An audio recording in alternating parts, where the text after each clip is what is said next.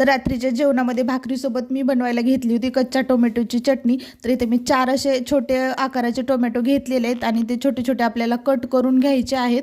तर एका कढईमध्ये मी थोडंसं तेल टाकलं, त्याच्यामध्ये टोमॅटो टाकले आणि थोडेसे म्हणजे जोपर्यंत थोडेसे ब्राऊन कलरचे होत नाही तर परतून घ्यायचे। तर इथं टोमॅटो थोडेसे परतले होते, त्याच्यानंतरच मी इथे हिरवी मिरची पण टाकली। तर तुम्हाला पाहिजे असेल तर तुम्ही लाल तिखटही वापरू शकता। तर हिरवी मिरची आणि टोमॅटो पण छान असे परतायला सुरुवात झाली होती। त्यानंतर मी इथं टाकलं त्याच्यामध्ये लसूण आणि हे छान असं पूर्णपणे परतलं होतं। त्याच्यानंतर मी एका खलबत्त्यामध्ये हे काढून घेतलं।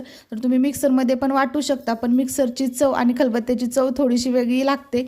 तर इथं थोडंसं वाटून घेतलं आणि त्याच्यानंतर जे आहे ते मी तर मीठ टाकलं त्याच्यामध्ये आणि पूर्णपणे एकदम बारीक करून घेतलं आणि शेवटी इथं आपल्याला ॲड करायचं आहे शेंगदाण्याचं कूट। तर शेंगदाण्याचं कूट वगैरे ॲड केलं, आणखीन 2-3 वेळेस छान कुटून घेतली।